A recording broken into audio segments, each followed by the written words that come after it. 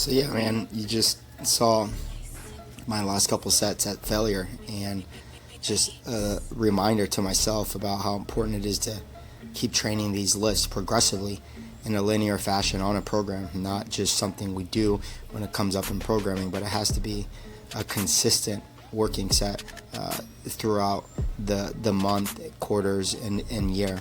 And so what I'm doing here is just general warm up to most of my Olympic lifting, light tape of the wrists, some undulations here.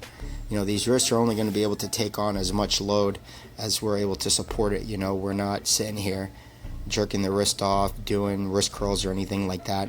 We can build stability around the wrist, but we got to take care of them as well. And just little subtle warm-ups like this are really, really important, because as the shoulders continue to get stronger, the wrists aren't able to take on this load anymore. And so we have to have a wrist care protocol set in place, right? For me, it's athletic tape followed by gymnastic reps and a general light warm-up of the wrist. And I think more athletes need to start doing that.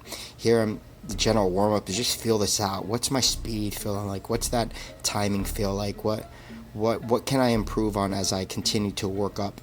Here we're at 115, and again, just really haven't touched snatches in a long time, and doing this 3-rep touch and go is really, really exhaustive. And I'm just working up, trying to see how I feel, making sure I take enough working sets before I really get into some heavy stuff.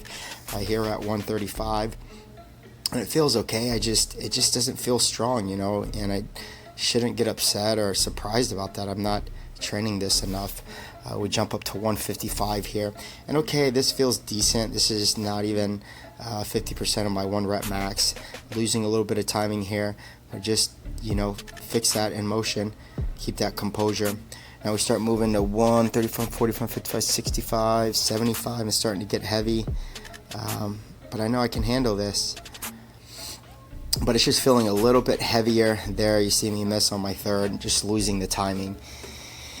It gets frustrating. So what do? I jump up to 185 like a smart man, and it's just a battle today at 185. It's about 50 pounds off my 1 rep max. And most of the time, anytime you try to reset quickly, as you get up there and wait to do the lift again, you're probably gonna miss. You'll do better just resting and committing. But I did not have it in me. The will, the energy, did not have it. Just super frustrating, because the strength is there, but it just doesn't want to turn over, doesn't want to find that sweet spot, as I like to call it. And that's the struggle there. That felt really good again, and then I just can't get my crap together. It's just one of those days, and I'm just reminded it's part of the process.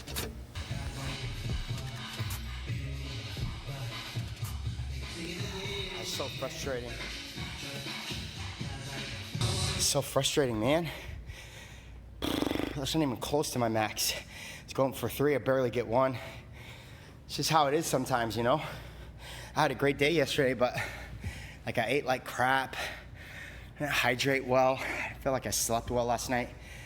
And so that's what you get. You get an okay training session, And, if you've been an athlete all your life in athletic sport, that all those sessions aren't great. They're not every session is great. That's part of the process, We talk about there's no such thing as losing. You win or you learn. If you're not taking a win, either in competition, you're either losing, right? It's a zero-sum game. Someone always has to win and someone always has to lose. But in this case, although we lose the score, we don't lose the teachable moment. And what can I learn from this? What can I take from this moving forward, I got something in, I moved a little bit, I sweat, but what can I take from that? I don't know, don't eat like crap the day before you train. Some days are like that. I haven't touched heavy snatches in a long time. Maybe it's a reminder to get back on a program of some sort. But I don't walk around depressed all day. That doesn't do any good. It doesn't have a productive outcome to me as an athlete, as a person, and to all the requirements and responsibilities that I have. So you take those with a grain of salt. I always say with Olympic lifting, if you're not failing, you're not trying, you're just pretending. Olympic lifting is a really unique sport, and at its purest level, we're trying to take 2 standardized lifts and move as fast as we can with as heavy loads as we can do it with. And with that, inherently, there will be error. And that error is completely safe when taught.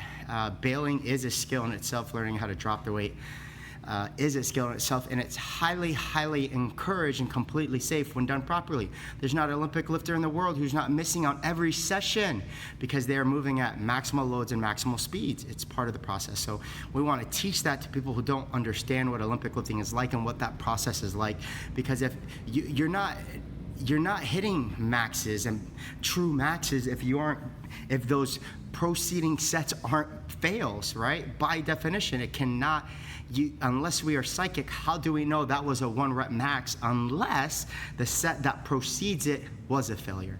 And it's such an important life lesson to recognize that those failures are literally part of the process, right? It's part of that session. The failure is part of that session.